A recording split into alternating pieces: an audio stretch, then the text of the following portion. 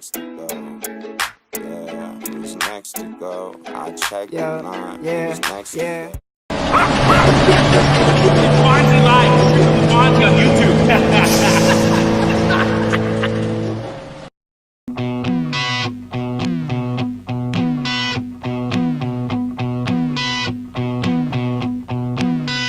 Let the good times roll. Let them knock you around.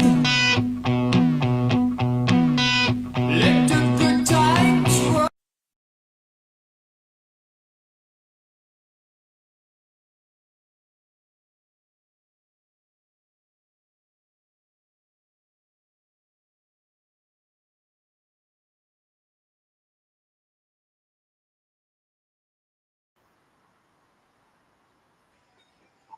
Wow. Just wow. That's all I have to say about that. Um, I would really like to meet that girl because it looks like she could do wonderful things with her mouth. Super talented she is. Somebody give her my number, will ya? Stat. All right. How the hell are you? We're live in Nicaragua, Gigante, Nicaragua. It's Bondzee Live and Trippin With Bondzee on YouTube, Facebook, Twitch. We are on episode 339. Make sure you go subscribe on all the socials at Bondzee Live. At my new Instagram as well, Wellness with Bondzee. Go check it out. All right, here we go. Tonight on Trippin With Bondzee, I got a great guest. His name's Jonny Porter. This guy's a massive talent. I can't wait to interview him. We're gonna talk music. We're gonna talk his upcoming concert with Lake Porter Christmas show, and we're also gonna talk mental health. It's gonna be a real good one. So stick around. That's coming up very, very shortly. I'm also going to go on a rant about my biggest regret and worst decision that I've ever made in my life. It's time to talk about it, I think. So we'll get into that too. Plus, life in Gigante so far has been absolutely amazing. Been here a couple days. What a beautiful place that I've rented. This tiny little fishing village it's amazing, and I'm so proud to call it home. I'll give you a bit of a history about it all and a backstory on this place. Me and this place go back to 2017, and this town also almost took my life. So we get into all that. Excuse me. Plus, I got a new segment tonight called Bizarre Headlines that I completely butchered last week. Such an embarrassment. But I promise to redeem myself tonight. And of course, Dummies of the Week and more. I got some amazing videos. Stick around for that too at the end of the show. All right, guests coming up tonight. Guests coming up on the show soon include Andy Colionico, an amazing singer-songwriter, guitar player, drummer. He's a super talent too. Can't wait to have him back on the show. I'm also going to interview Econoline Crush. These guys are on tour. They're absolutely crushing it across Canada. Old school band from the 90s, if you remember. And hopefully also a member or two from My Mother Earth who are out on tour as we speak too, I believe. And yours truly is also going to be a guest on this stupid show. I've got a friend who I've never met before in person, but we've become wonderful friends on Instagram. She loves the show. I almost said she loves me, but I don't really know the answer to that question or if that's a true statement. But listen, she's a wonderful person, and she's super talented as well. She's an amazing artist, and she wants to interview me on my show. So I said, yes, why not? She's going to ask me the hard questions. That's coming up real soon too. What else we got? That's it. Let's get to the sponsor before we get to Jonny coming up here. You know him, you love him, and if you don't, you should, and it's your fault if you don't. Shakespeare's Fine Dining. This place is the bomb. Like, it is easily my favorite restaurant on the whole planet. The best steak, seafood, wine selection, dessert menu, and the service is to die for. Like, everything there, you can't go wrong. They've been in the business 55 years. Pops is still in the kitchen cooking. I think he's like 80-something years old now. So you know you're going to get the absolute best of everything when you go to Shakespeare's Fine Dining. But if you think your sorry ass is going to waltz in there unannounced without a rezo, it's not going to go so well for you, okay? Make sure you call them, 905-528-0689, or go to www.shakespeares.ca. And please make a rezo, because you ain't a celebrity and your ass ain't getting in if you ain't got a rezo, okay? Super. All right, here we go. Tonight, on Trippin With Bondzee, it is my absolute pleasure to have my next guest on. He's killing it in music, and he's also a real impact off the stage. You might know him from Lake Porter and a local pressure band out of Hamilton. He's dropping fresh tracks and touring hard. Most recently, his new single, Bad Dawn from Lake Porter, and Hearts Run Wild and Abalon with local pressure. But that's not all. When he's not rocking shows, he's helping people fight addictions and advocating for mental health. And we're going to get into all that tonight. So tonight, we're diving deep into it all, life, recovery, and what it really takes to stay grounded while chasing your dreams. Please give it up for my good friend, Jonny Porter. Jonny, where is he? There he is. Bondzee. How are you, bro? Good, man. How you doing? Click for you, bro. Yeah, I'm doing wonderful. Listen, it's tough not to be doing good when you live in paradise now. I'll tell you that. I know. I've been vicariously living your sunsets and your sunrises. Dude. They are literally.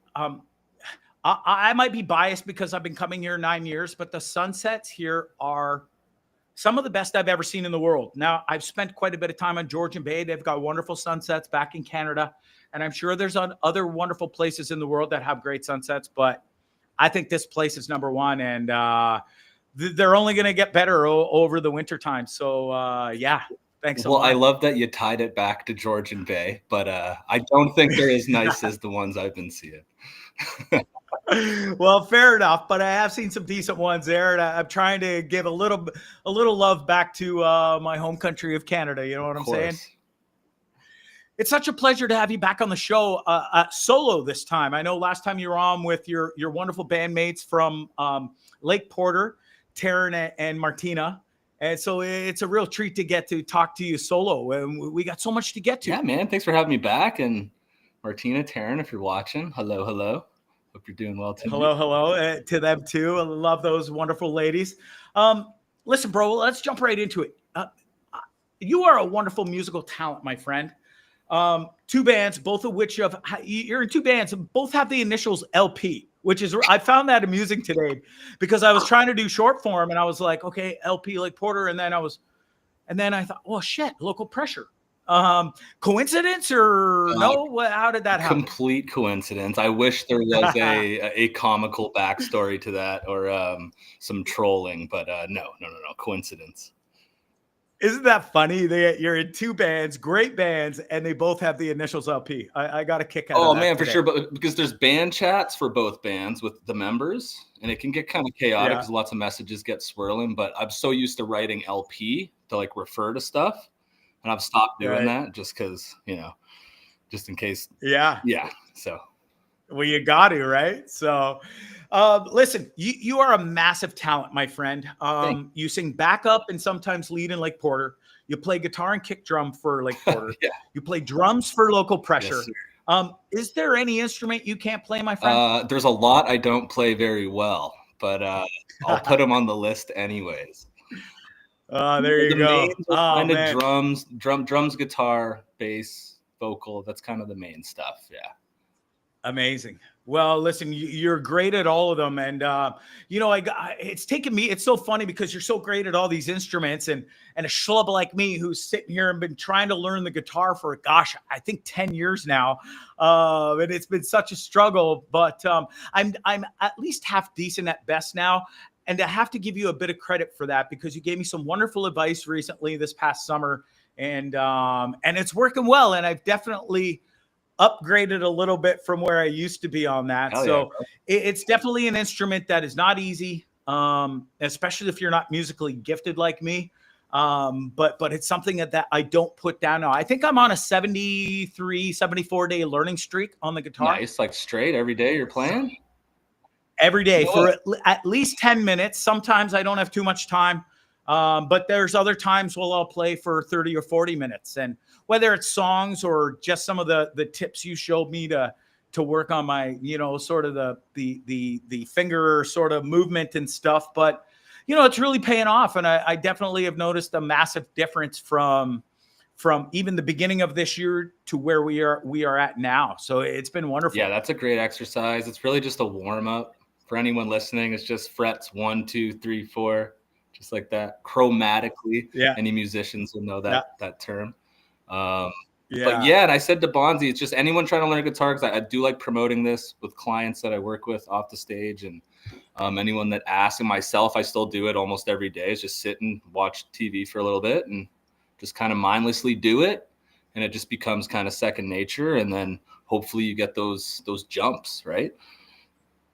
Yeah, for sure. And it's weird, but like you said, it's like the 1, 2, 3, 4, 5, or 4, and then you keep going across, and then you work your way back. And it's just that muscle memory and sort of the rhythm, and you just, you work on it and you get it like anything. And it really is cool to be able to play the guitar at a level I'm at. Now, I still suck. I wouldn't get up on stage or play around a campfire or anything, but I've definitely progressed. So it's that means the world to me, and I'm going to keep going. This is easily the longest I've been at it without giving up on it and being frustrated in my whole life. So it's pretty awesome. Love that.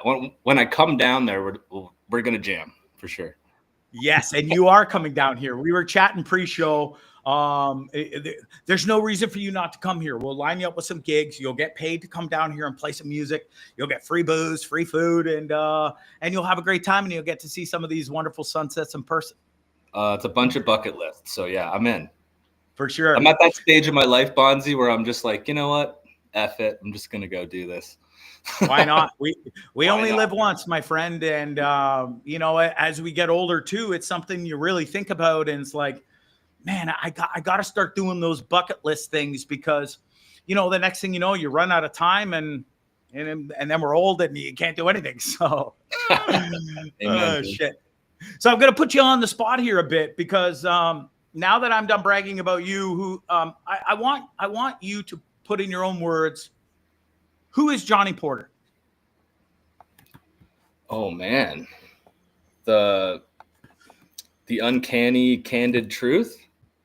Yeah, sure. Let's be I honest. am a through and through a suburban kid. It's kind of funny that we play Americana and kind of country sometimes, but I grew up in the burbs, so I'm a suburban kid that grew up with kind of the tropey, stereotypical things with sports and ravines and woods nearby, and that kind of all fueled like just growing up playing sports, and then music just took over my life when I was a teenager, and that's how I would define myself, to be honest. I think I would just say I'm a musician first and foremost, even though it's not the main line of income. But yeah, brother, it's like I would say I'm just a musician. I'm definitely like, if I was in a room with a bunch of addicts or people in recovery, I would certainly raise my head and say I'm also John. I'm an addict, and I've been in recovery for 10 years, and that has also defined my life. And we can get into that too, kind of how music started that whole roller coaster of hell, and then also helped get me off that ride safely. So awesome. Yeah, I look forward to diving into that in a bit. I gotta ask, like, dude, you are so busy with the 2 bands, with your job. I mean, do you even sleep? I was talking about this with Mel, my spouse, earlier today. Like, we need different amounts of sleep. I'm kind of at a stage where I just kind of rocking on 4 or 5 or 6 hours is golden if I can get 6. But yeah, how do you balance it all? Because I mean, you're an addiction counselor. You live far away. I was almost going to give away where you live, and we don't need to go there and let everybody know. But you live in one place, sort of up here, but you work way down over here and travel back and forth every day, and playing 2 bands. Like, it's mind blowing, dude. Like, how do you do it? How do you balance it all and stay sane? I'm like the Lincoln lawyer, but I work in a Hyundai. There you go. No, I originally did the commute from where I grew up, like our neck of the woods, and then up into that area. For the mention too, for where I'm from, there is a breadcrumb that you dropped at the beginning if you wanted to figure that out. And a lot of people that know the band know I'm from that area too. But for sure. Yeah, I mean, this is kind of a segue into the mental health thing. It is connected. I'm when I went into recovery, not before, I was a mess before, but around 28 when I went into recovery, routine and like repetition of like really small monotonous things became super important to me. I hadn't been working much because I was just kind of living in chaos and using and trying to get drugs as much as possible. And but yeah, kind of let that like small, minuscule, monotonous stuff kind of pull me through that. And I carry that through today. So it's just like from the moment I wake up, most of the time in the shower, like the water bills are high, but I do meditate pretty intensely in the shower for like 20, 30 minutes every morning. Okay. I stretch, I'm exercising, saunas multiple times a week. And I know that sounds like probably a lot to some people, and it's just been over years kind of adding things, and you can probably relate to that, to the routine. And absolutely, that stuff absolutely keeps me kind of sane when I'm driving. I figured it out. Like there's about a day or a day and a half a week I'm in a car. Wow. So I'm losing like 52 to 55 days a year in a car, because that's kind of how I analyze stuff. And yeah, that other side of it really helps with that side of it. Routine is massively key, isn't it, Jonny? I just made a video the other day. I've got into these making these short sort of videos, and sort of for my wellness side of things on Wellness with Bondzee on Instagram. And one of the videos was talking about routine and how it has really helped me through my recovery and through addiction and everything. And I really believe and hold it dear to my heart that we need routine in our life to stay balanced and sort of just chill. You know what I mean? Oh, 100%, man. Yeah. And your journey and transformation has been incredible, man. So thank you. You know that. I've said that to you privately, and so important. And you know what? Like I came to realize after doing a lot of the work on myself and stuff that like I had quite the routine even when I was a junkie. It was just all focused. That energy was all focused on the wrong things. But when you're using that heavily, it's a full-time job. Like, you're gone all day some days, right? So it was about figuring out through small little goals and steps with the routine to kind of flip that, where that same amount of energy that went into all that negative shit was starting to go into positive stuff. And that was like picking up the guitar more, doing that exercise we were talking about at the beginning, getting out and walking. My cardio was terrible for like years. I just like kind of walked and hiked and then built it back up to jogging, right? And it's kind of just baby steps, man. That's kind of how I did. So, Jonny, do you mind telling us your past and being open and honest about your struggles with drugs and your addictions and stuff, and ultimately how you flipped it all around to becoming an addiction counselor? Yeah, I mean that's a long story, so I'll kind of try and summarize it in some Coles notes here.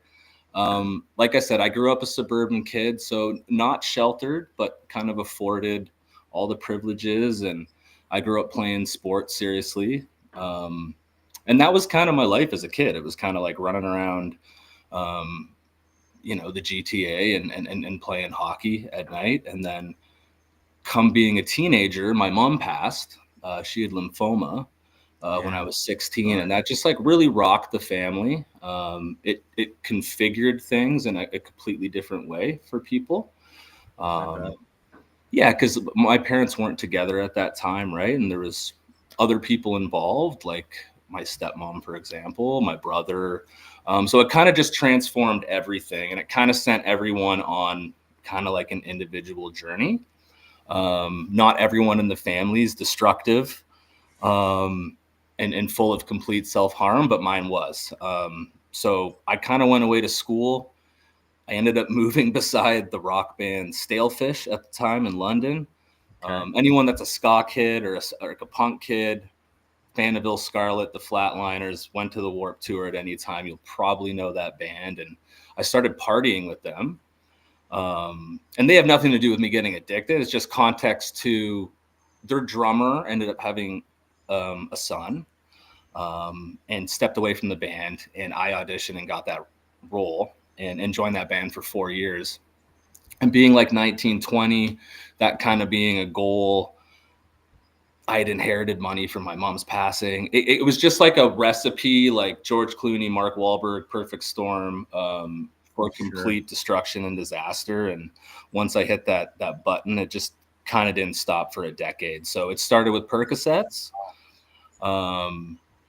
broke my arm, was given Percocets, fell in love with them, began drinking with them, started asking for them from friends who had injuries and stuff, or parents that had them around. And that just progressed and progressed and progressed. And it ended with fentanyl. And that's a long story. That's probably a whole other Trippin With Bondzee episode. But yeah, so in 2015, through the help of a very dear friend of mine, Glenna, helped me get back on my feet, kind of put me up in her place, and invested a little bit of money back in the music career side of things, and got me back in the studio. And I started working at a grocery store, which, to be honest, kind of saved my life. Props up to Metro and Sobeys. There you go. Yeah, for sure. And then through that journey, I kind of knew, like, in the last few years of using, if I ever did manage to get out of it, that I would want to go to school, become some sort of a social worker or social service worker, which I did become a SSW, and then started working at a treatment center up in the Simcoe region. So that's kind of the journey. Cole's notes from the context of how it all kind of started around my mom's passing, and then it kind of just took off like a rocket ship, and joining Stalefish and having just, like, I didn't have to work, and not making great money, but just kind of a band bum, not much responsibility. And that kind of just, everything just kind of snowballed into another bad decision. Before I knew it, everything had kind of like slipped away. And everyone around me had slipped away, and it was just complete, like, ash, man, like a bomb had gone off, truly. Jeez. Yeah.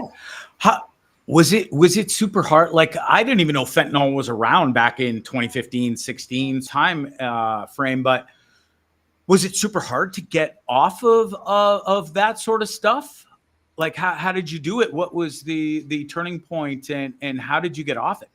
Oh man, yeah, it is really hard. Like, all the tropes you see in, like, Ray, like the movie Ray, when he's getting off the heroin, and Train Spotting, if anyone's seen that movie, that is real to a degree. Like, the physical withdrawals are truly that intense if they're not managed. I didn't do it cold turkey. I did go into the methadone program for like 3 years, 2.5, 3 years. Which also saved my life.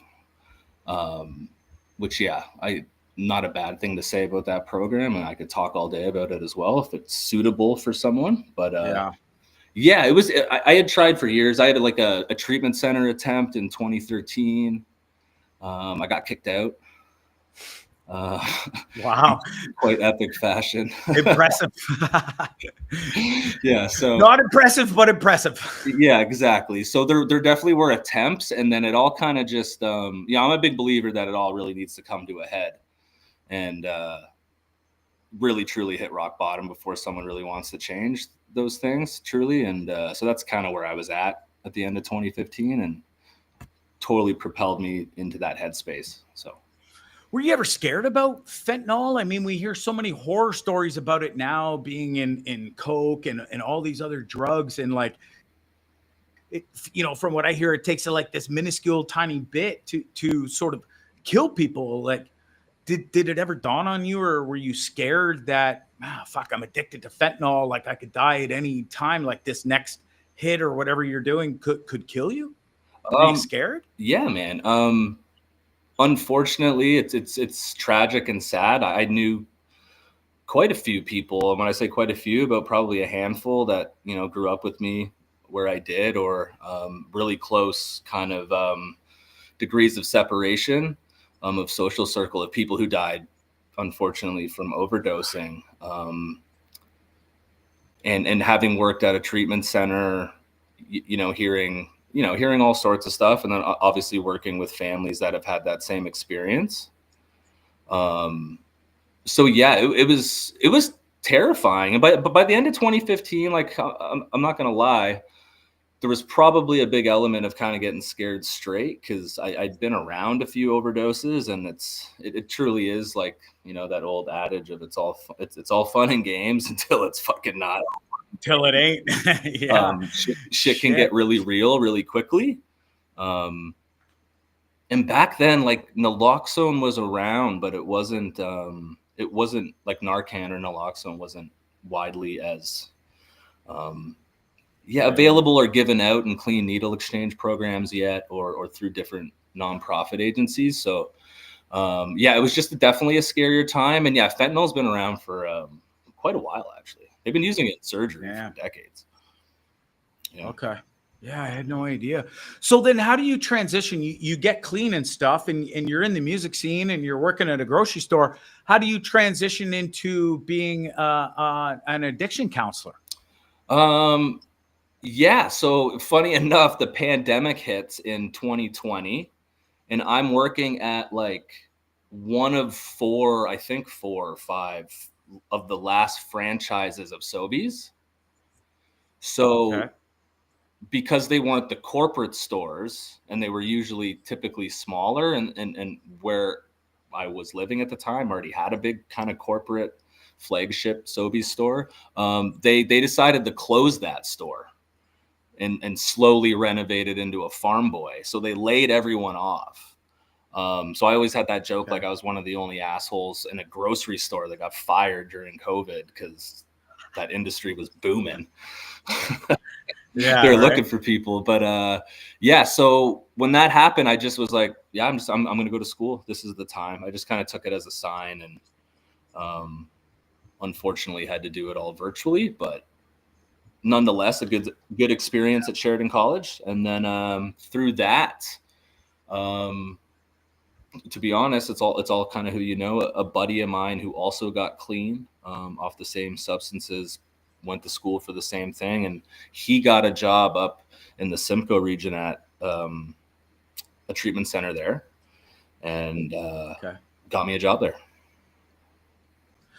Pardon my ignorance in this, but are a lot of addiction counselors former addicts themselves? It's a mixed bag. Yeah. You have people that are kind of more on an academic side, and to be honest, you're more likely to see those be like your Bachelor of Social Work, your Master of Social Work, more of the clinical kind of side of that.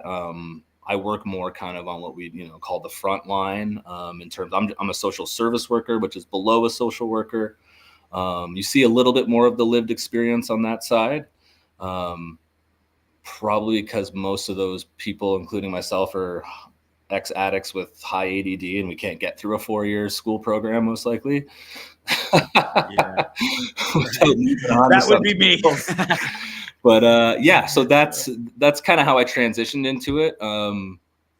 You don't need, obviously, to get a job in Ontario counseling. It's good to have credentials. It's good to obviously go to school and learn that side of it. It can be absolutely helpful to have lived experience. It's not necessary, though, in my opinion. But again, pardon the ignorance, because I never really went to counseling. I sort of did my whole thing cold turkey and stuff. But with the people that you work with who are addicts and stuff, do they respect you more or listen to you more because you are a former addict? Or is that something you even tell them? Like, do they know?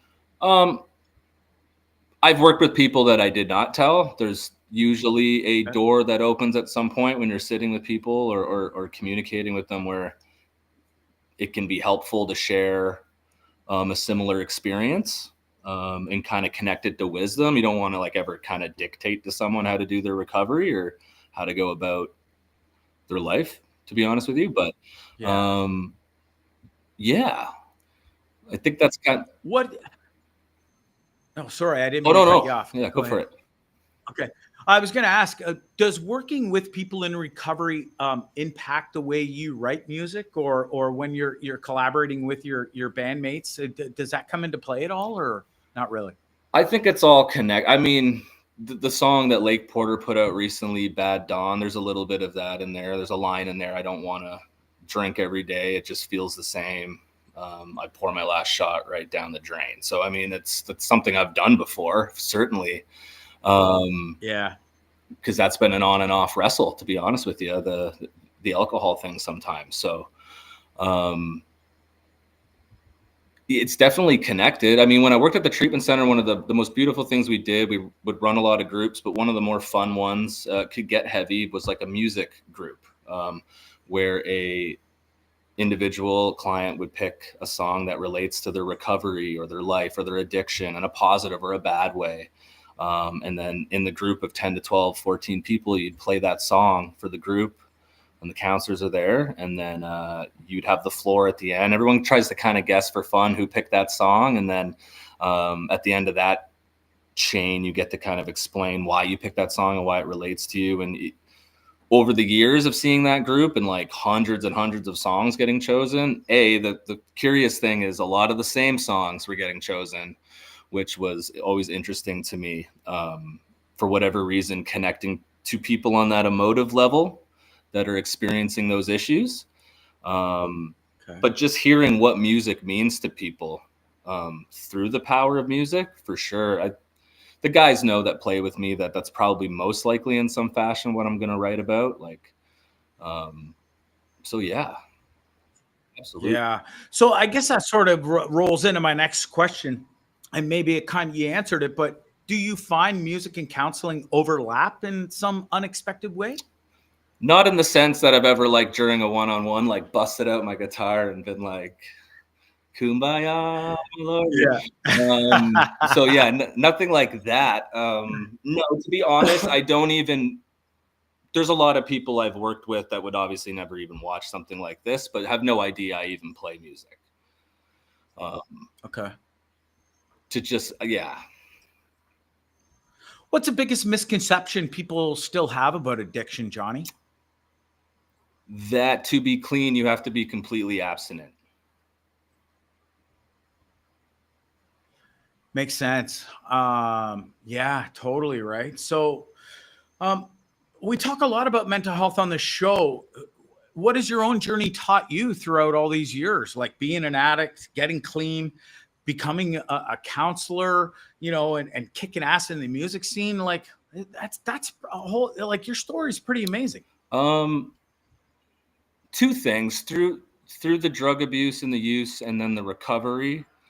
I have learned patience, and I've learned how to kind of skills to like remain calm when things are getting pretty fucking chaotic, even in my life now, because it doesn't matter how clean or great your life is, you're always going to have bad days, and stuff's going to pop up, right? On a music level, what I've learned is I thought that dream was dead. I joke with the girls all the time about this, and Lake Porter and Steve and the guys in Local Pressure know this. Like, I had a really good run in my early 20s, and then I had a bit of a resurgence even on Gypsy Soul Records, working with a few great guys there, and Ross from the Commoners putting out some solo stuff, and then it was just like kind of crickets, and I wasn't really doing it, and I was, because I was kind of focused on school and getting into the addictions community and the field there, and so I've learned that you can actually, when you think a dream is dead, you might start doing the biggest stuff you've done as a songwriter in your mid-late 30s. Yeah, isn't that wild, eh? Which is happening right now. Which, dude, 2 years ago, had you asked me if I was going to open for the Crash Test Dummies with Martina and Taryn, who are two of my best friends in this whole world, or opening for the Suns, or playing some of the it's just, yeah, Jackson Triggs, like there's just all these things I could list to you that like I just wouldn't have thought. Singing the anthem at a professional sports game, which was the most terrifying thing I've ever done. It's like they say singing an anthem at these events, sporting events, is one of the hardest things ever. Isn't that wild? Dude, it's so nerve-wracking. And I had to do one in French, and I don't speak a lick of French, unfortunately. I should change that. But yeah, they had to write it out phonetically for me, and I was literally like some of it was on my hand, and I was like studying it right up until I walked onto the field. And yeah, it was terrifying. Wow, that's wild. Martina recently did it again, so props to you, Martina. If you're I saw that. Props for Martina for sure. So for someone listening right now, Jonny, who may be struggling with addiction or whatever else, what's one thing that you would want to say to them or that you would want them to hear that would be beneficial? It seems like there isn't a lot of resources sometimes when you're like lost in that cloud. And for anyone, which is a lot of the time, you know, if you feel like you can't talk to your family, or you feel like your family's giving you the gears and doing interventions, and, you know, that's driving that wedge in that relationship, or you feel like your spouse or your kids, whatever it is, if you just feel like you don't know where to turn to get help, there's absolutely places to turn. The best way to do that anonymously is, like, for example, if you're in Halton, you'd call 311. And you can just ask an operator. They don't ask your name. There's no info passed, and they'll give you like a database of resources, phone numbers to call. Amazing. Just start to talk to people, even if you're not a 12-step person, because unfortunately AA over the years has been highly attached to religion and being like a godly thing. It's not for anyone that is interested in that. It is whatever it means to you, whatever your higher power is as an individual. And there's meetings literally everywhere. So go step into one, talk to someone who's a little bit older than you, that's a little bit wiser and been through the shit. And I can guarantee you they'll put their hand out and they'll take you under their wing. Yeah. And it's so funny you say how you say talk to people, because, and especially friends and stuff. And I think that's so important. I think it was a Spittin' Chicklets podcast yesterday where they were talking about addiction or for some reason or another. And one of the things Ryan Whitney said was the best thing you can do is like, just pick up the phone and call your buddy or like a friend. It doesn't matter if they're close or not close, but just talking about it and reaching out is one of the greatest things you can do, right? Oh, 100%. Yeah. I think some of the most, I'll speak just from my own experience, some of the most ground I made with, healing and going into recovery was not anyone trying to shrink my head or sit there and pick apart or like any trauma I've had, or because I'm just not a big trauma guy for myself personally. I had a pretty good upbringing. Unfortunately, all those choices were just bad choices I made. And there was different external reasons that drove that. But yeah, man. How do you personally stay grounded to this day, Jonny, with everything that you juggle? Well, my spouse, first and foremost, Mel. Way to go, Mel. 100%. Things definitely felt and feel more grounded since I've been in that relationship. My job, as much as on a daily basis, it might not sound like it if you're around me because I'm probably whining about something or complaining, but I do enjoy it very much so. And absolutely want to continue to do it always. Even if the band's got more successful, I would always want to do that work in some capacity. And just relationships, like you said, talking to people, full disclosure and honesty, for me, that's been something I've struggled with, upkeeping and maintaining relationships. Yeah.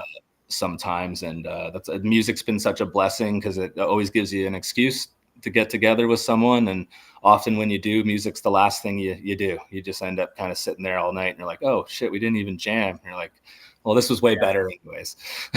Yeah, it kind of really can be sometimes. I got to ask sort of a personal question because, like, I've been sober almost 2 years now from alcohol. But I'm fucking scared that there's going to be something's going to happen in my life where it's going to trigger me and freak me out, or to go back to the old me and turn to alcohol to sort of hide from or the pain and turmoil that I might be going through. Are you scared? Do you get scared that you might relapse, or is that something you don't really think about? So kind of what I mentioned earlier with the kind of biggest misconception being complete abstinence, that people think true recovery is complete abstinence. I took the harm reduction approach. So for anyone that knows me or has been around me or follows the band or has worked with me as a client knows that like I smoke cannabis. I still use cannabis. I don't drink often. It's kind of social. It's sometimes at a show, but it's really not a lot. So with that stuff, no, because it's just never really been an issue for me, to be honest.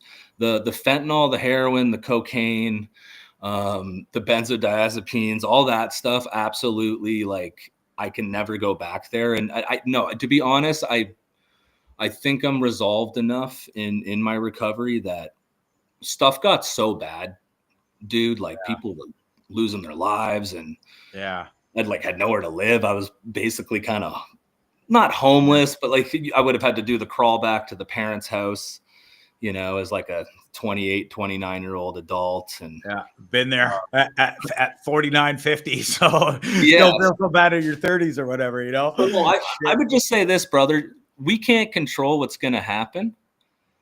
So don't grip on so tight. And I don't know exactly what tool belt or the things that you use to help you get into that 2 years of recovery, but just in those times of need or grief, sorrow, or when times are trying, double down on those tools you used. I would imagine looking at you, it was fitness, it was wellness, 100%. It was diet. There was probably talking and venting to someone who was close to you in some regard, maybe a sponsor. I don't know, you know. But whatever those things are for you or anyone listening, and myself included, just, you know, that's all we can do. Use the things, you know, that work for you and kind of trust that process when you start going through that stuff. And to be honest, at the same time, if a slip does happen or you lapse or you do relapse, don't beat yourself up. And, you know, life doesn't stop. And just kind of start doing the work, get back on the saddle. Yeah, for sure. Last question. Excuse me, choked on my own spit. Last question on this. Where do you see the mental health conversation heading in music? More open, still not enough? Where are we at with that? No, I think entertainment, sports, it's obviously still not enough. I don't know if we ever get there truly with those things. We could just keep propelling forward. I will say in the last 5 years, you certainly kind of post-pandemic have seen, you know, Shawn Mendes, you've seen some quite a growing list of artists who have canceled some pretty big stuff and cited their mental health, which I don't think you'd see 10 years ago. Yeah. I think someone would have been like, get on that stage, you little bastard. Absolutely. Yeah, for sure. Well, look at back in the day, like Guns N' Roses, Metallica, and many other bands who all had these crazy massive addictions, like including heroin and you know, the big sort of harder drugs and stuff. So it definitely has come a long way for sure. I think it's come a long way. And I think there's always going to be new stuff that pops up their head, like new kind of substances or synthetic stuff in the future people make and start using. But to be honest, man, like people have this from that era, like a stigma of what happens backstage and what goes on in a lot of these environments and atmospheres. And I can promise you, it is not as exciting as you think it is. Yeah. Yeah, for sure. And I've seen that because it was definitely like the old adage back in the day was sex, drugs, and rock and roll.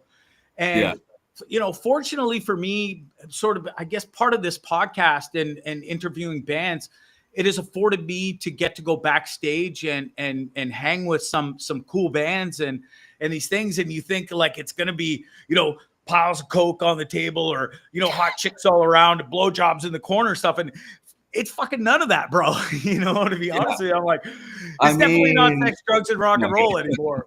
Well, maybe it's sometimes, but definitely not like the old days, right? No, definitely not. And to that point, I think it has come a really long way.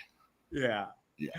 Well, I thank you so much for being open and honest about this. I think it is so important to talk about on so many levels. Let's jump into the music side of things. Lake Porter. Let's start with them first. Man, you guys have been on a massive tear since you started this band. Tons of shows. You've got to open for you mentioned Glorious Sons, Crash Test Dummies. You played at Jackson Triggs with the Trues, open for the Trues there. Like, things have been going so amazing for you guys. You put your first single, or I don't know if it's your first single, but one of my favorite songs, and I think it was one of your biggest ones, was "Oh Positive." What an amazing song that was for you guys, and I think that was such a positive thing for you guys, and got you huge response, right? Yeah, and that was the week we first did your show. Was the release week for that song. Yeah, it exceeded our expectations for sure. At least I'll speak for myself. It exceeded my expectations. You get so used to releasing music as an independent artist over the years that you don't see a lot of the return in terms of streams sometimes and stuff. But we worked really hard. I'll give Martina and Taryn that nod, and we have great management. Big ups to Sandy and Jay there. But we have a great team, and we're often all on the same page more than often. And yeah, it was a good release. It was kind of the first song we wrote as a band. So I think that's why we picked it first. It was really special. And yeah, it's got that swampy sound. And to be honest, we keep hearing from people like, you got to keep doing that swampy thing you did on Oh Positive. So we're working on putting out some more stuff like that. Awesome. Well, let's have a quick listen because I love the song. And for those who haven't heard it, and for those who do and love it, let's have a taste. Here it is.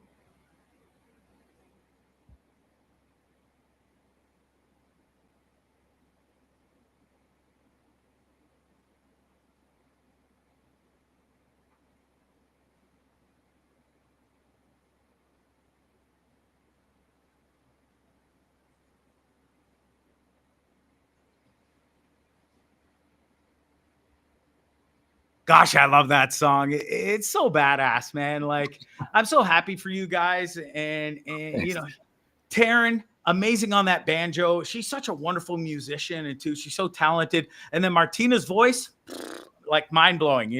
I definitely bragged her up when she was on the show with you before, and she really does have a wonderful voice. And I'm so excited for your guys' future. I really am.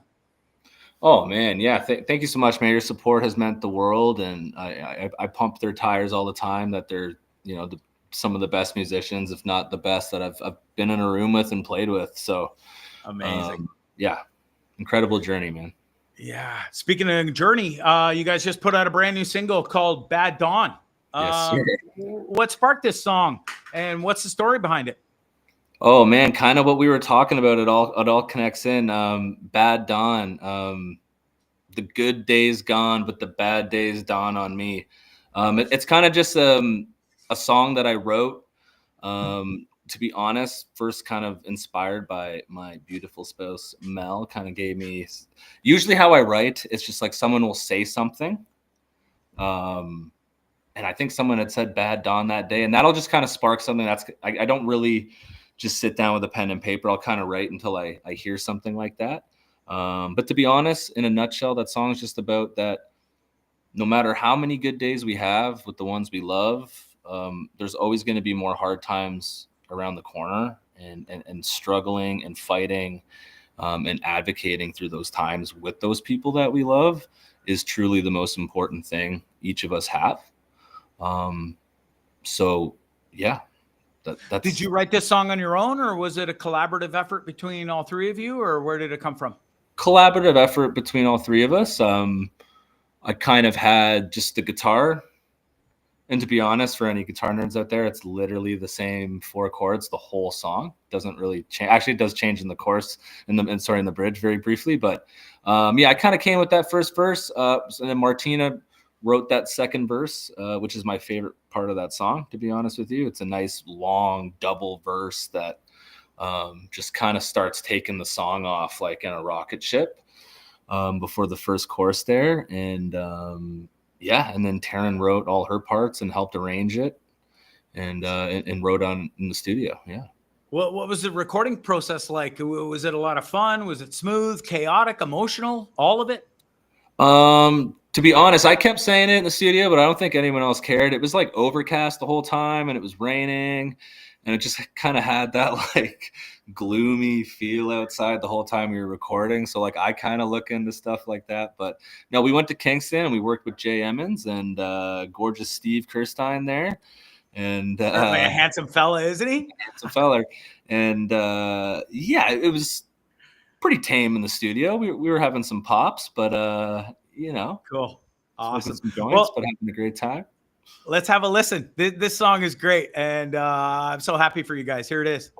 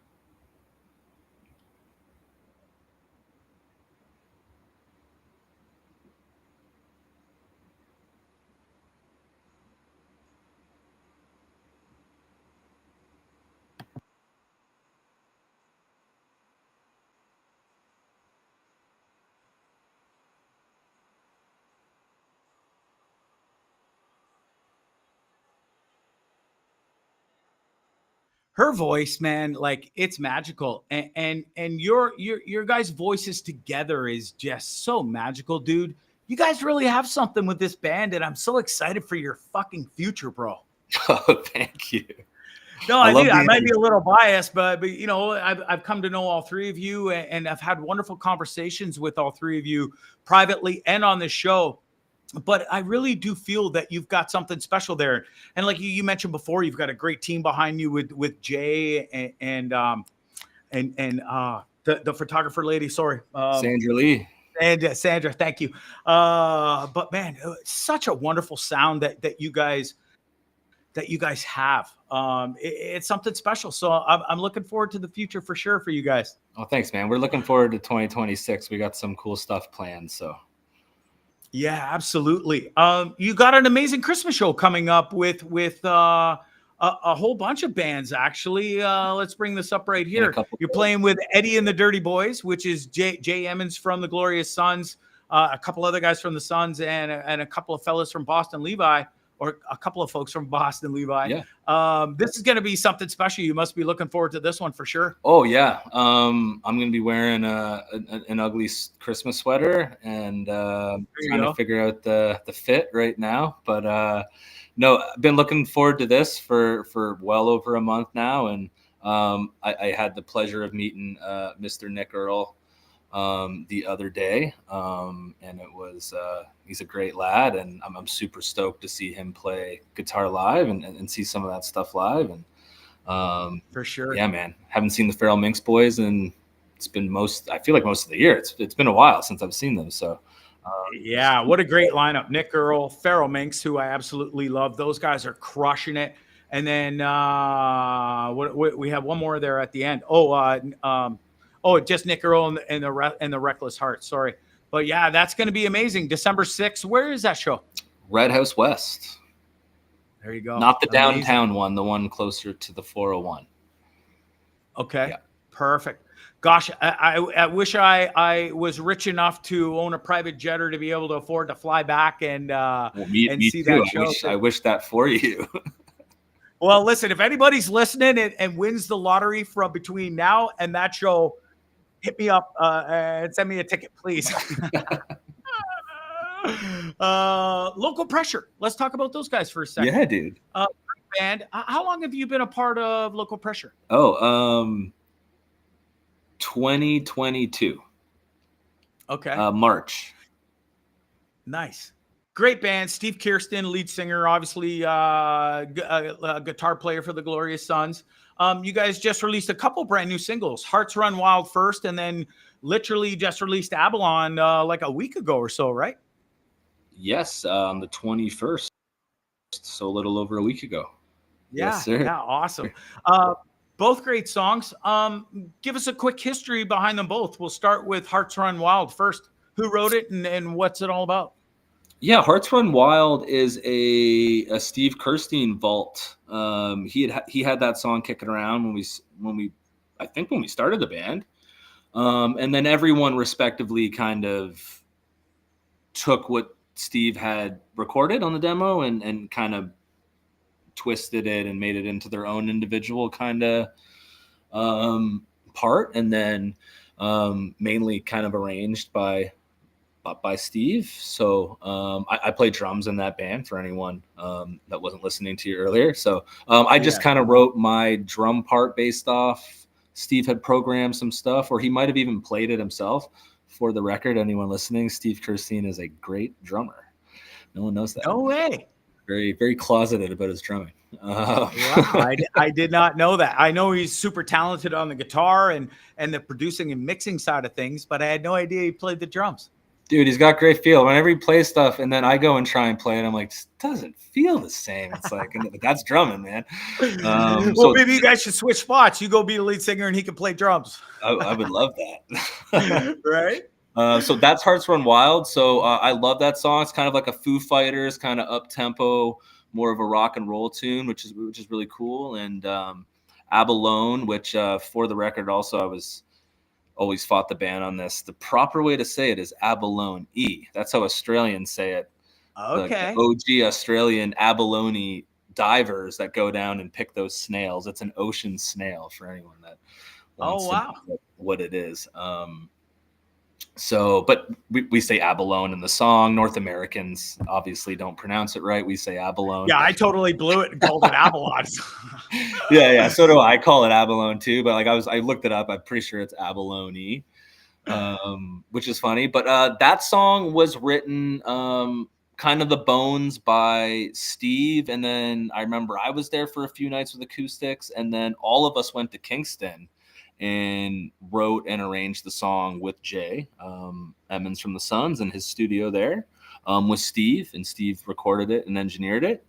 And then we took that version and we brought it back to Oakville to River 16 studio, and then we retracked the drums and we retracked the guitars and we retracked a bunch of stuff. But the arrangement and the writing remained untouched. That stayed the same. And then we kind of just took our time mixing it. And then, I love that song. I wanted to put it out first. I bugged the guys to do that, but song reminds me of like The Clash. It's just a fun song, you know? Yeah, it is. Let's have a quick listen right now.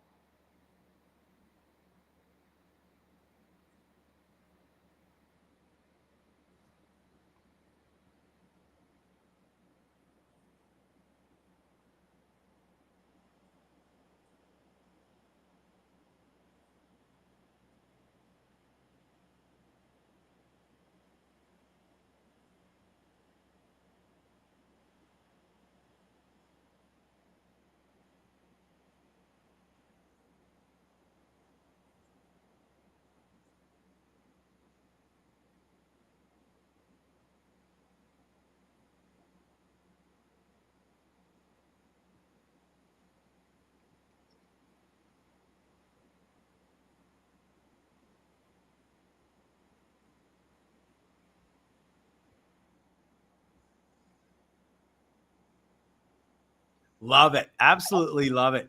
I got to ask you, and you don't have to answer this, to be honest, because I don't want you to get you in any trouble or anything. But, it looks like you have a blast on stage with both bands. But is there one band or sort of a style of music you prefer over the other, or do you just love them both?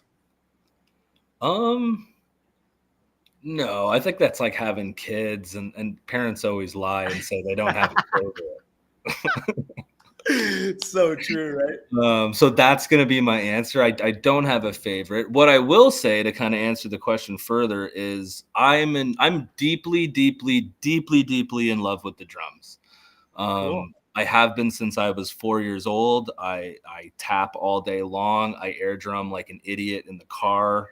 I probably terrify people that drive past me.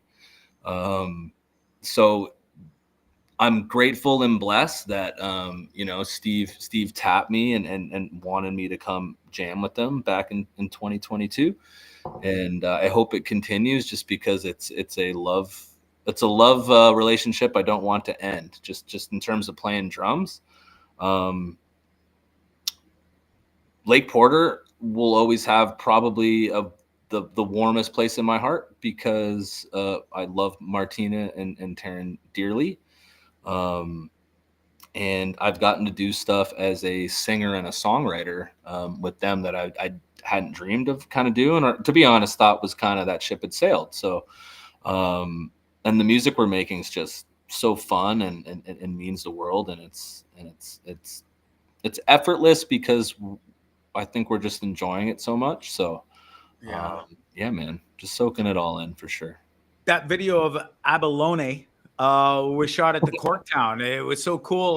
What a wonderful venue that is. A legendary place, been around forever, and so many great bands have played there. Is it always fun going to play there?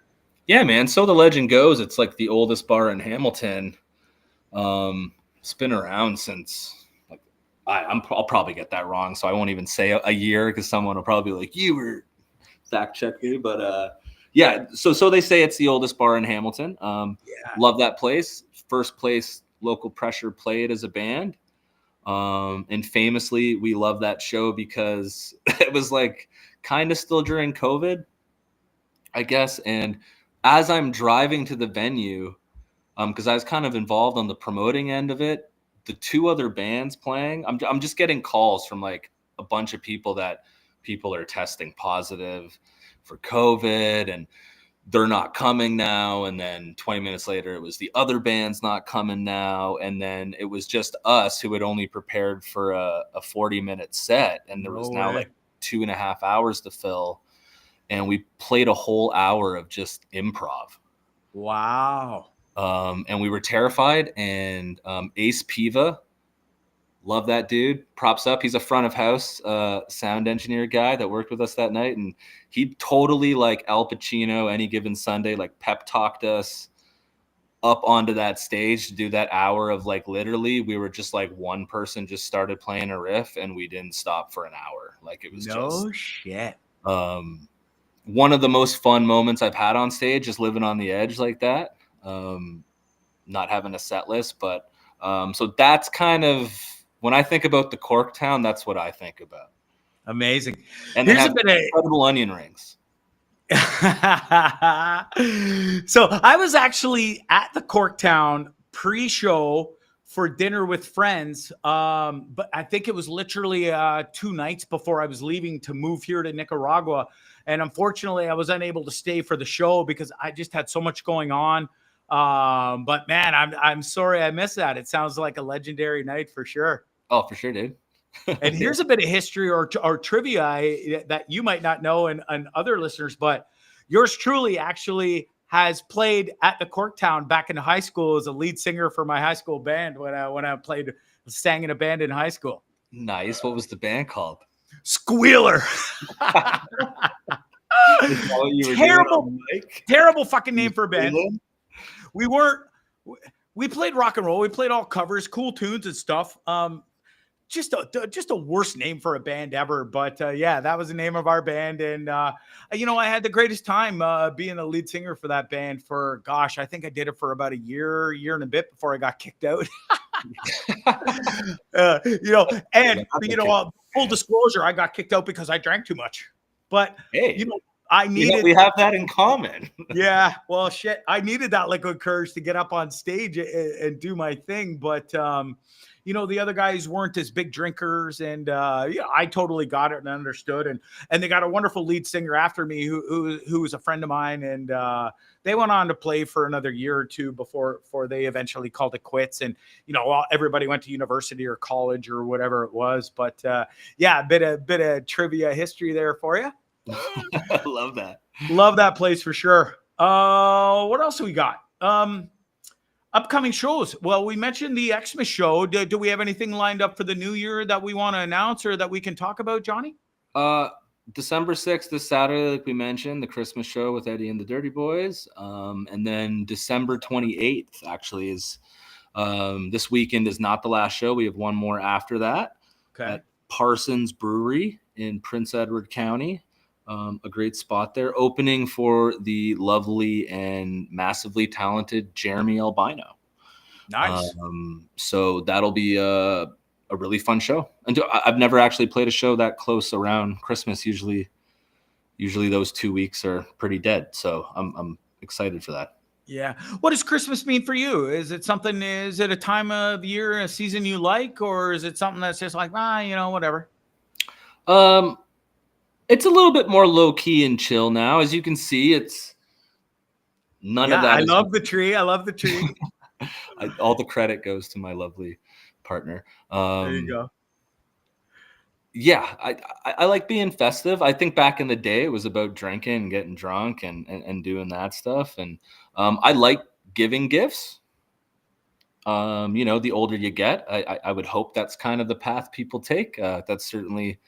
it's fun to give people stuff that they might need or is useful or you think they might find funny. And certainly movies. I'm a big movie buff. So me and my partner Mel, we're starting to kind of watch Christmas movies right now.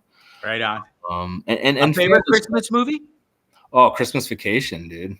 Of course. Yeah, with that's like Mount Everest for me. Legendary. And if I could top that, well, not top it, I would say maybe number 2 or 3, but Bad Santa is one of the, I'm just such a huge fan of, what's his name there? I'm having a complete mind blank right now. Billy Bob Thornton? Landman, Billy Bob Thornton. Good Yes, Lord. sir. He's legendary. God, I love that guy. Me too. I've kept you so long. I hope you don't mind this. Not at all. I've usually done the show by now, but I got to ask a couple more questions. Fire away. Is there a worst gig you've ever played, and is there a reason for it? What happened? Worse in kind of what way? I mean, there's been kind of... I guess just in general, like maybe guitar strings broke or you fell off the stage, or I don't know. Just in general, is there a show that stands out to you that just sort of fucking sucked in a way? We played a show once in Hamilton where it ended up in a complete bar fight. Like the whole bar was fighting. Wow. And Donnybrook. We showed up in a school bus with like a whole bunch of fans, and my memory of the night is just us kind of getting ushered back onto the school bus and the driver being really pissed off. But I have fallen off a stage. I saw the Smiling Buddha Bar in Toronto. Not a huge stage, but I definitely took a face planter off that back in the day when I was quite intoxicated. The Glorious Sun show, my guitar died. No shit. I had to do troubleshooting stuff on the fly. That was terrifying. And that's given me a complex since this day. Ever since I've put a new battery in my guitar now, just because of that reason. It wasn't even the issue that night. It wasn't even a battery issue, but that's just what I do now. I just put fresh batteries in and it makes me feel better. And then it also costs a lot of money. But. Yeah, no doubt. So on the flip side of that, is there a show that stands out for you that was just like, fuck yeah, what an amazing show? You walk off there just feeling incredible. I gotta say most of the Lake Porter ones, the Local Pressure one I listed was super cool because we improv for an hour, and for anyone that plays music, that's very hard to do. And it's and it's exhausting. No doubt. It's actually exhausting playing drums for like a straight hour. so many shows at Lake Porter. Like I've kind of lost track. I feel spoiled, and I'm certainly grateful and blessed to like, the first time we opened for the Glorious Sons as a singer-songwriter, that's my biggest show to date. It was like 3,000 people or just under that. Yeah. I played the Vans Warped Tour with Stalefish. Yeah, that's cool. Those were my pretty much the first shows in the States, but those shows were kind of on that adrenaline level. And then as a solo artist in Niagara Falls, I opened for Rick Emmett once from Triumph for a show, and that was hilarious moment. So just quickly, I don't want to keep people. It was me and my other buddy Scotty playing that show, and they come up to us backstage. Full disclosure, this is 2014, 2013. I'm still an idiot. I'm high. And Scotty's not high, but he's probably had a few drinks and holding it together for both of us. But the guy comes back and he's like, all right, we're going to come back and we're going to cue you. And then this big, like velvet curtain, is that a theater? Like red velvet curtain was going to like raise. And they're like, wait for it to raise. And then that's your cue. And you guys will just come in like this to like your spots on the stage and you'll start playing. And like, he says like a minute, and then we're standing there and like we're both looking at each other and we're like, it's longer than a minute, right? And like we're like, yeah. And then it does not go up. The curtain never raises. So we just make an executive decision at one point to like, when we both have our guitars on and we're like shimmying through this thick velvet, like huge like curtain, and like once we get around the corner and like my guitar's getting caught on stuff, it's getting untuned, then we're all of a sudden like engulfed by Rick Emmett's band's gear, and then we're like kind of like moving around the drums, and then I'm like doing a 360 around the bass cab, and then after 5 minutes we finally get to the mic stand and we had already lost the crowd. It was like, it was just like, oh fuck, this is such a disaster. And then at that point, your only hope in hell is just to start telling jokes, and hopefully you get them back with a joke, and then you can move on. Right. Yeah, that was just a memory that stands out, where like probably the most embarrassing moment on stage for sure. Wow. Yeah. Okay, so rapid fire before we get out of here. I like to do this with some of my guests. Coffee or tea? Coffee. Nice. Vinyl, CD, or streaming? Vinyl. Nice. Worst. We went over the worst gig and best gig. Song you wish you wrote? Tough one, I know. Living on a Prayer. Go-to karaoke song? Oh man, it's been a long time. Really? Yeah, well, you're so busy playing live gigs, you don't have time for that karaoke bullshit. To be honest, I used to karaoke a lot of Limp Bizkit, so I'm going to go with Limp Bizkit, break stuff. Nice, love it. Favorite holiday song, seeing it, we're coming up on the Christmas season here. Baby, It's Warm Outside. Nice. One app you can't live without. My banking app. I'd be lost. Favorite local hangout? Where I'm from or where I'm living? Let's go where you're from.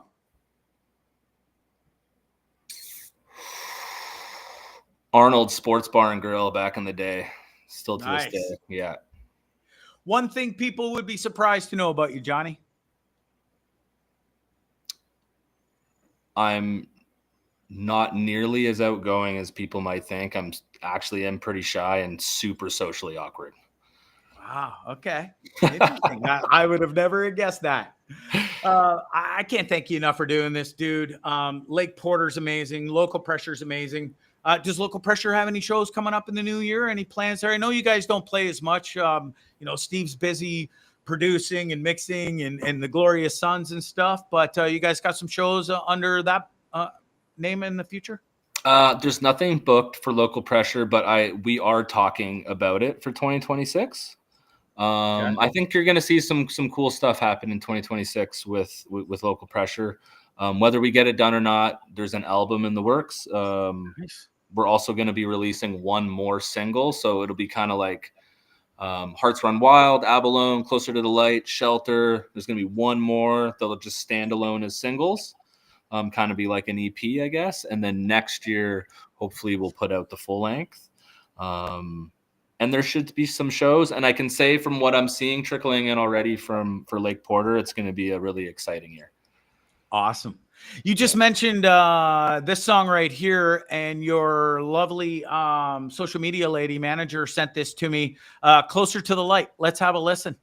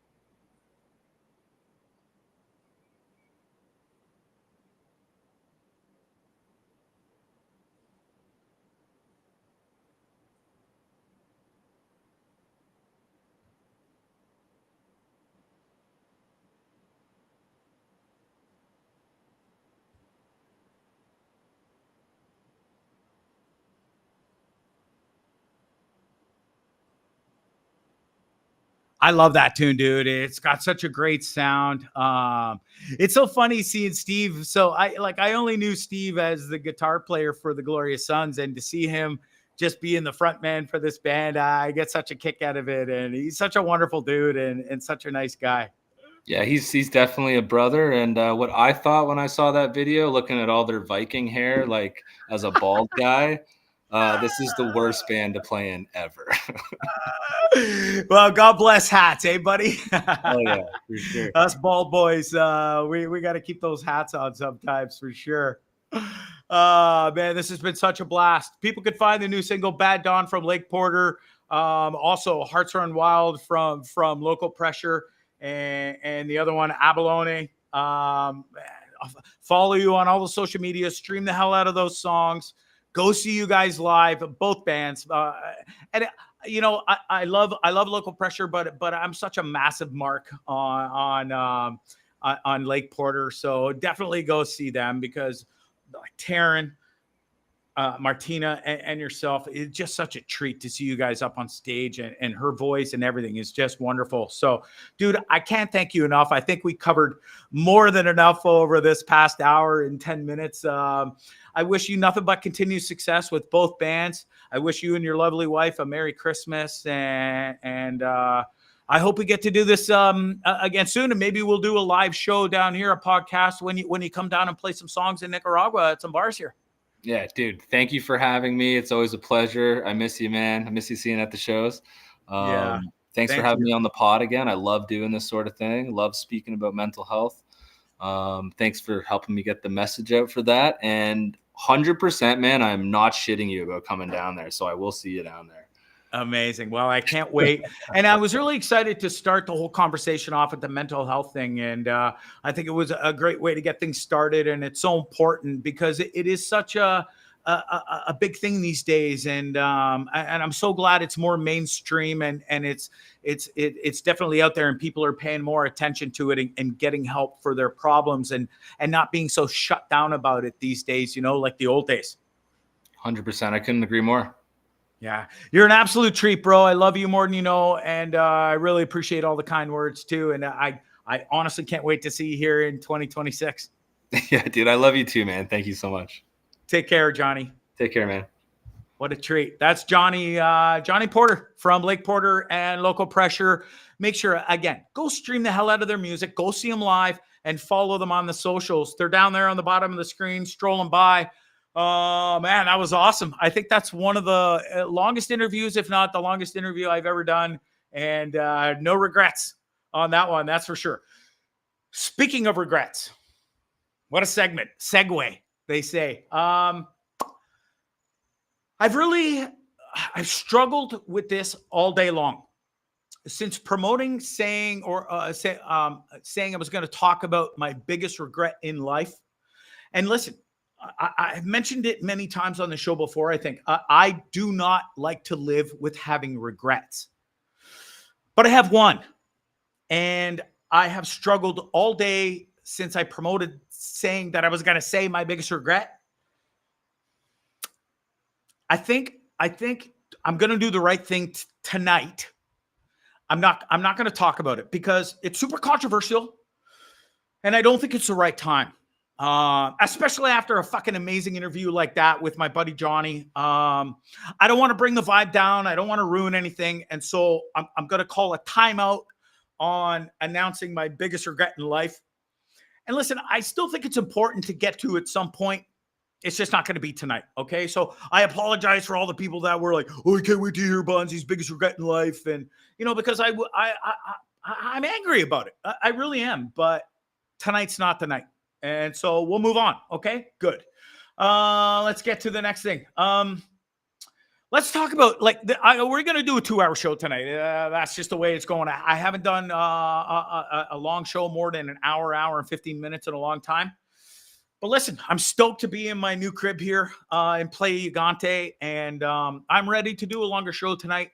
I got this extra energy and adrenaline, and especially after talking with Jonny, it was such a great interview. Let's talk about life and play Gigante. So that's where I'm living right now. I just moved. So I've been here 2 weeks now, not here, but in Nicaragua. I started in San Juan, where I've been coming and living in the winters for 9 years now. I just decided when I knew I was moving back here full time, I knew that I didn't want to be in the madness that is San Juan. Nothing against San Juan. I love it. It holds such a dear spot and place in my heart. But, it's full of chaos. It's full of madness. It's full of rockin' bars. It's full of fun, awesome people that I've come to love and know over the years and used to love going partying and drinking with them all the time. That's just not my life anymore. And so I made the ultimate decision to move to this quaint little fishing town. Jamie, yeah, the reveal. I've said it. I'm not doing it tonight. I'm sorry. It's just not the time or the place. Maybe next week, maybe not. We'll see. But most likely next week. Okay, I promise. Well, I don't promise, but we'll see. Okay, back to Nicaragua and living here. So I decided to move to this quaint little fishing village that. This place holds a real special place in my heart, too. I came here in 2017 for 3 weeks out of the almost 2 months that I was here in 2017. I almost died here. This is a really funny story. Well, not so funny, but it's funny that I'm sort of, back here now. And here's what happened. The girl that saved my life the year before in 2016 in Costa Rica came back here, met her and her husband for a wonderful vacation, travel sort of all over Nicaragua. And one of the places we came was this small, quaint little fishing village because it had this amazing, cool hostel that also owned a catamaran that did these daily booze cruises. And I got a job bartending on there for 2-3 weeks. I think it was 2 weeks out of the 3 I was here because I got fired. I didn't get fired per se. Well, I guess I did because one day when I wasn't working and the boat was full and a bunch of my friends were going on it and I signed up late to get a spot on it. And so I ultimately ended up pirating the boat, which the owner of that catamaran was not so thrilled. And he was one of these hardcore dudes that was like, I got rules, and if you don't stick to them, well, then fuck you. And you're going to suffer the consequences of not following his rules. And so ultimately, I was not allowed back on the catamaran to work, and I was not allowed back on the catamaran for fun. And it was fully my own fault. And I understand his reasoning for all of that. But whilst here, me and the girl's husband, who saved my life the year before, took off on our motorbikes, and not very far, just one beach over, called Playa Amarillo. It's much larger in size, if you will, beach wise, like probably triple the size from walking from one end to the other. Beautiful beach, great views. And so we were out there body surfing. We're having a great time, absolutely shit faced. I'm pretty sure we were fucked up on blow too. Not my proudest moments, but it's no secret that, I definitely had alcohol and drug problems back in the day. But we were out body surfing, having the greatest time. I think we were out there for like 45 minutes before all hell broke loose. Thank you, Suzanne. She said she enjoyed the interview. She says, thank you so much. Thank you so much for sending the clips. And man, I had such a wonderful time chatting music with Jonny, Lake Porter and Local Pressure. Such great bands, and everybody needs to go check them out and follow them if they don't already. Okay, back to the story of almost drowning. So what happened was we're out body surfing and having a great time, and then all of a sudden, all hell broke loose.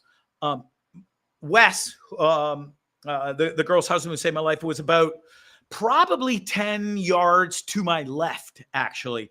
And all of a sudden, we're in between waves and I'm standing there and we're only about waist deep or so, maybe up to my nips.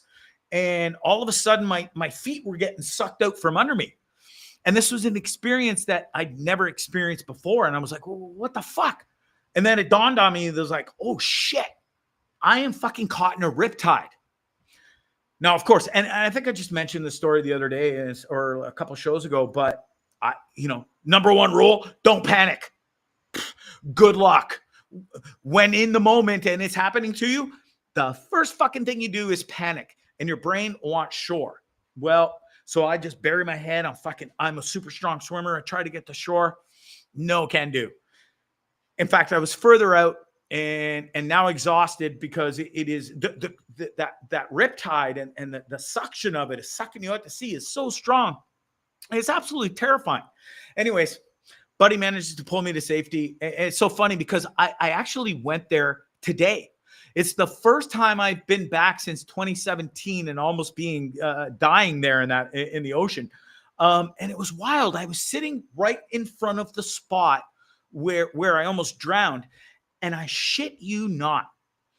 And so I've got to learn about riptides, and I know the signs of what to look for now.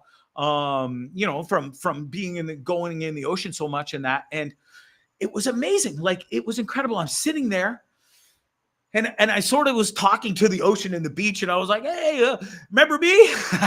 And I was like, well, thanks for having me back. It's nice to be back. And I'm still alive. And then it was crazy. All of a sudden, so in riptides, the waves will crash here, but in the middle of the break of the waves, there's no wave in the one spot where the riptide is, because it's sort of recycling the water back out into the ocean. And so there's no break in that spot of how wide the riptide is, but on each side, the waves are breaking. And as I'm sitting there today and I'm talking to the beach and the ocean and the universe and giving thanks for being back there, all of a sudden these waves are crashing, and in the middle, absolute fucking riptide. And it was so calm for about 10 yards wide. And I haven't seen one in so long. And to be there and speaking to it and for it to happen, it was just like, water has memory. I don't know if you know this, and I just learned this too. Water has memory. And I swear to God, that fucking ocean knew that my sorry ass was there. Now, I certainly don't look the same. No hair now, way skinnier, more jacked. But it was almost like it knew it was me, and it was listening to me talking. And I was blown away. But by just that simple moment of that calmness and that riptide happening. And it was just like, wow, it fucking knows I'm here. Anyways, I'm so thrilled to be living here. This town, it's not even a town. It's a small fishing pueblo in Espanol, if you will, which is village. And it's about 45 minutes north of San Juan, 45 minutes now that the new coastal highway is in. It used to be in about an hour and 20 minutes to get here back in the day. But and now it's way quicker, and it's awesome. This village is so laid back. It's quiet. It's so small. There's about 300 local residents, plus some expats, and there's a couple of surf camps here and beachfront restaurants. An amazing one called Juntos that some great friends of mine, Ivan and his wonderful wife Leslie, own right on the beach, Playa Gigante Beach. And God, it just, everything about this little fishing village is so authentic and pure and awesome. Its charm lies in its rustic, authentic vibe. You know, it's so cool to see the locals. They're either working on their fishing motor or their boats, or they're working on their fishing nets, or they're out there, you know, trying to get their boats in the water, like this right here. This is how you get your boat in the water in Playa Gigante and other fishing villages around. You know, there's no fancy way to do it. You use huge logs. You need about 3, 4, 5 guys, and they keep switching out the logs one after the other, and they roll it down into the ocean. And actually, yesterday, I got some amazing video of these guys doing that. So this is just a snapshot of the video. But I'm going to edit the video together and show you how it's all done, maybe for next show. And I'm going to put it on my socials because it's a really amazing thing to see. And I just love everything about this goddamn place. Another thing about this place is just that everybody here is so kind. They're so chill. Everybody's so tranquilo. The food's amazing. And you know, once darkness hits here, it's just so quiet. There's no light pollution. So the sky at nighttime is just incredible. And I really am looking forward to living here for, God, the foreseeable future. I don't know how long it's going to be. I know I have this place here that I'm renting for at least the next, I think, 4 to 6 months. And I'm really looking for, and maybe even longer, who knows? But anyways, it's so nostalgic to be back. And I'm so glad that I made the decision to actually come and live here and not in the madness of San Juan. And also, I am in the middle of, I'm probably 3/4 of the way through planning a retreat here. For those of you in Ontario or wherever you're from, I got friends in the States who want to come here and all over, even England.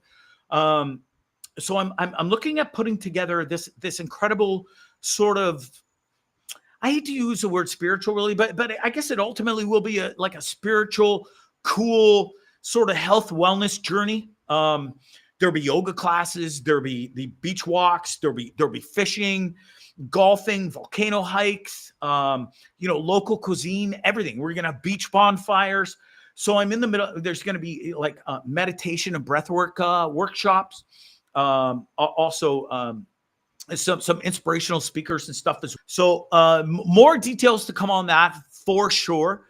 But the first one that I'm going to do, we're going to keep it real small to probably 6 to 8 people. So once I get everything figured out with the restaurants, transportation, and all of that, I can't wait to share it all with you. And I'm looking forward to sharing what I know about living here and being here and stuff. And I just want to share all these amazing experiences instead of just sharing them with you on social media. I want you to come down and experience it firsthand because it really is a special place. It's a special country. It's got a bad fucking reputation, but that's from the old days. And listen, it's such bullshit. This fucking country is way safer than so many other countries that have, say, a better reputation online. You know what I mean? So anyways, more details to come on that soon. Truly am grateful to be living here. I'm so grateful for my friend Kareem, who allowed me to get to live in his rental income property, if you will, and trust me to be here. And I'm dog sitting his 2 wonderful dogs. So it's been an amazing experience. And yeah, I'm super thankful for it all. So all right. On that note, we're an hour and 33 minutes in. We're going to save the bizarre headlines. I was looking so forward to redeeming myself tonight on this goddamn thing after completely butchering it last week. But we'll get to it next week. They say, you know, all good things, you got to wait for them. So, and I'm not saying it's the most amazing segment in the world because it's not. But it's just, you know, I'm trying to do some new things on here and make the show a little more, you know, just sort of branching out, if you will. But on that note, let's get to Dummies of the Week because it's my favorite part of the show. It's your favorite part of the show too. And let's get to it right now. We'll start with this one. I think that first one I already played. But this guy right here, you know, kudos for him to being a journalist and wanting to do crazy things and stuff. But bro, I think you done overstepped your boundaries here, son. This is pretty bizarre. Not for the faint of heart. Spoiler alert, he doesn't get fucking eaten to death, but this is pretty scary shit. Watch this.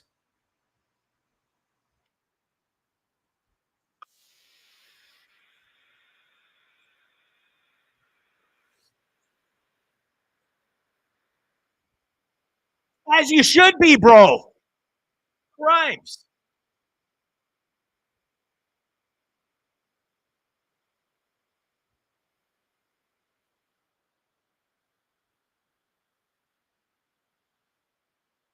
Now everything starts off honky dory in this video. Looks like the lion there or whatever. It's, you know, it's chill. It's laying there, but then, you know, he gets a little pausey. And then fuck, things go sideways pretty quick. Now he's got his teeth around his boots, having a little tasty taste. And now he's got his fucking arm in his mouth. And well, just watch.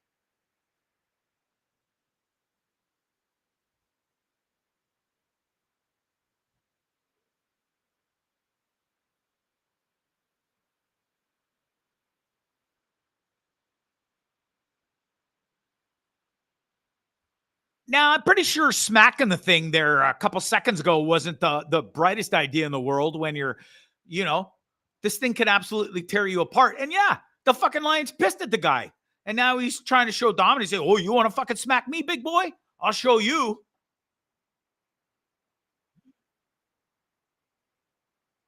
Holy shit. Could you imagine being that journalist and even the trainer? That would be the most, like, I would be losing my absolute mind going, holy shit. Like, fuck, this lion has got me and he ain't letting go. Like, oh, man.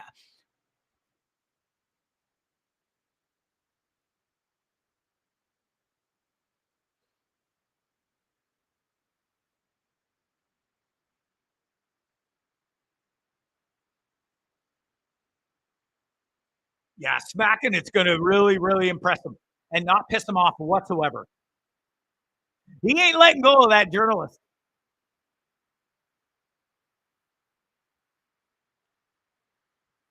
He's free for a minute. Things should be okay. But he's like, don't run. Fuck that. I would be like Usain Bolt right there. And that lion came right back after him. Okay, now Buddy's standing there. So, bro, run!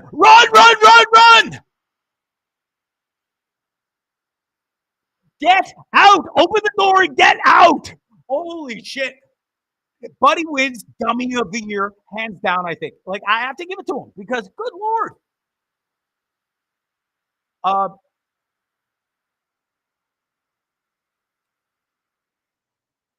He did get a bit of mauling there. He definitely drew blood, the lion and stuff.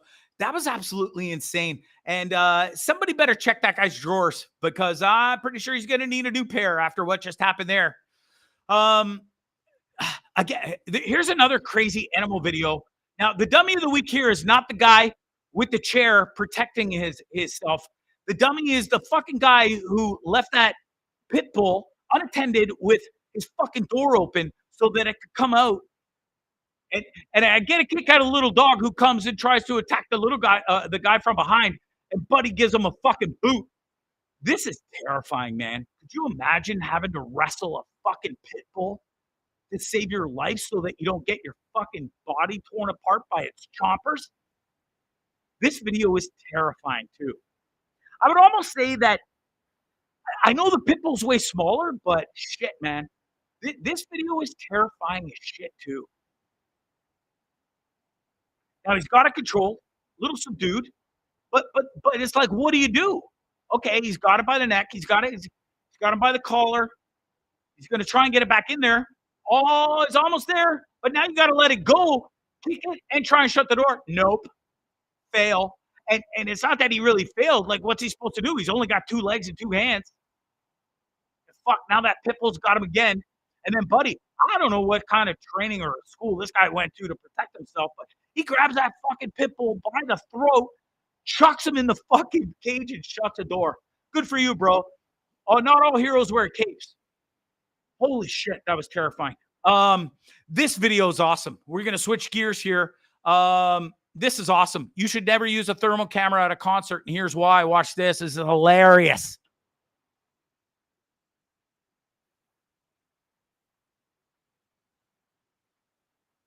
Oops. That was one hell of a fucking fart right there. Good for you, honey. I wonder what she had for dinner before that concert. Look at that. That is some serious length right there. Good for you, honey. Hilarious. God, I laughed so hard at that video. What do we got next? Okay, here we go. Dummy of the week in this video is not this chick either, or anybody in it, but other than the people that sell these rotisserie chickens. This is disgusting. Watch this.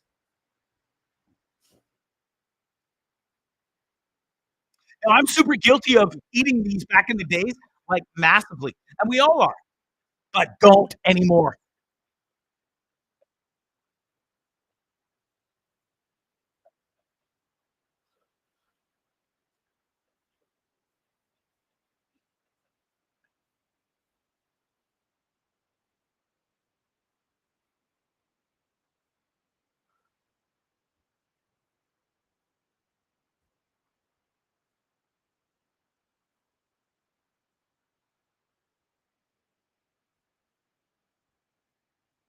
Nope. Done. I'm never eating that shit again, ever.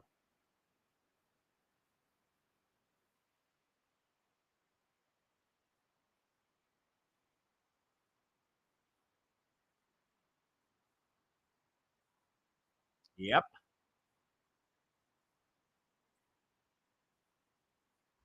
Crazy. Speaking of crazy, pirates these days, you deserve everything you get. And man, these days, it's not like the old days being a pirate where it was way easier to, board ships and confiscate everything and live that pirate life. This is pretty wild. Watch this. Fuck the pirates. This is awesome.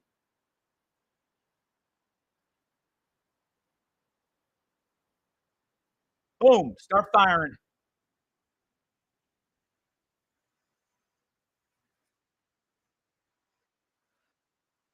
Now, it does take quite a few shots. Not sure where these guys are, where they got their target training, but one of these fellas did not fail right there. Boom.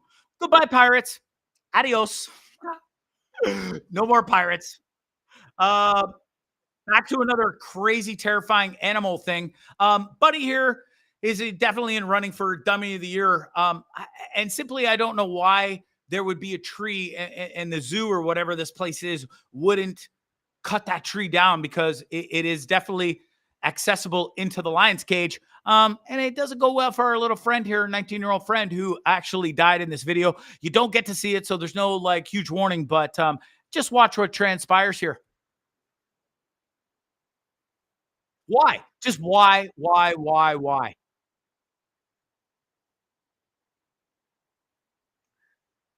Now it almost looks like for a second he's second guessing himself. He's like, oh shit, motherfucker's right there. And he sees it. He's like, well, you know what? I'm going to play with fire today and see what happens. And well, immediately it just does not go so well with old 19-year-old Brazilian friend. And that right there, his head is the last you'll ever see of Buddy. I don't get it. I don't get it. Tu estúpido, bro. That means you are stupid in Spanish. Speaking of stupid, anybody who goes and participates in the running of the bulls and all that, well, Play stupid games, win stupid prizes. Watch this.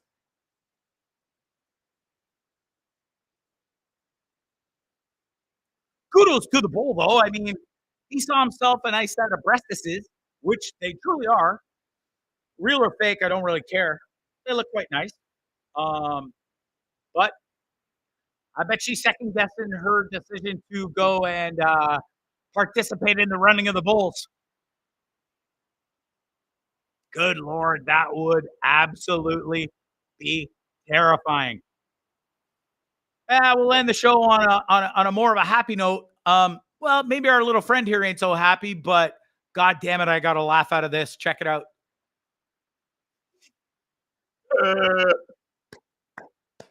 Whoever did that to their dog, shame on you. You know, the poor dog is so like, he knows that you're laughing at him, and he knows why. You gave him the worst, stupidest haircut in the entire world. Hilarious, yes. God damn, the poor thing. Like, what did he do to deserve that? Quite frankly, nothing.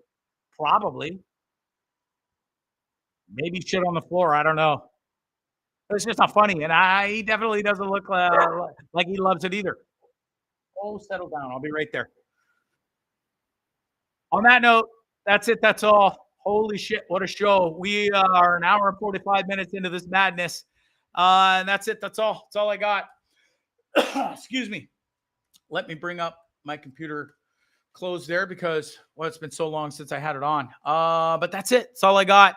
December 3rd, we're living in Gigante. I love it. I can't thank you enough for watching this crazy, insane, stupid show that I do almost each and every Wednesday. Massive thanks again to Jonny Porter for joining me from the band Lake Porter and Local Pressure. Again, go stream the hell out of their music. Follow them on the social media. And listen, if you are struggling in any way, or if you know somebody that's struggling with addiction, depression, anything, help them out. Just be a friend. And guide them in the right direction. Ultimately, it's on them to get help for themselves, but sometimes people need help. And yeah, anyways, addiction is a crazy, wild thing. I'm super happy to be, on the good side of things these days. But listen, I mentioned it in the interview with Jonny. I am terrified to slip back into the old ways of Bondzee because I just don't want to live that way anymore. And so far, so good. But yeah, anyways, huge thanks again to all of you for watching and hanging out, supporting this stupid podcast. Hope you enjoyed the show. Enjoy the rest of your week. Hang in there, folks. It's almost over. Tomorrow's Thursday, then it's Friday, and then it's the weekend, baby. 22 days till Christmas, by the way. Good Lord, it's almost here. You're welcome. Hope you got your Christmas shopping done, or at least hopefully maybe you started, okay? Because tick-tock, before you know it, she's going to be here. So make sure you get your loved ones and your family some nice gifts. And it's not all about the getting. It's also about, or the receiving. It's about the giving too. And Jonny mentioned it in the thing. He said he loves to give more. And I'm fully on board with that and couldn't agree more. All right. That's it. That's all. Don't trip. You're fine. We'll get through this crazy life together. Okay. I promise.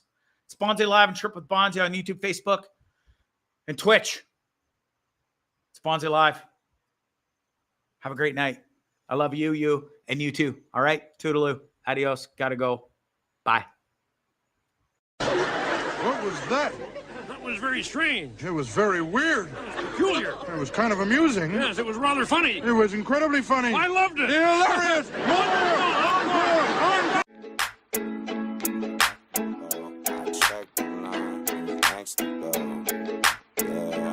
Next to go, I check the line. Who's next to go?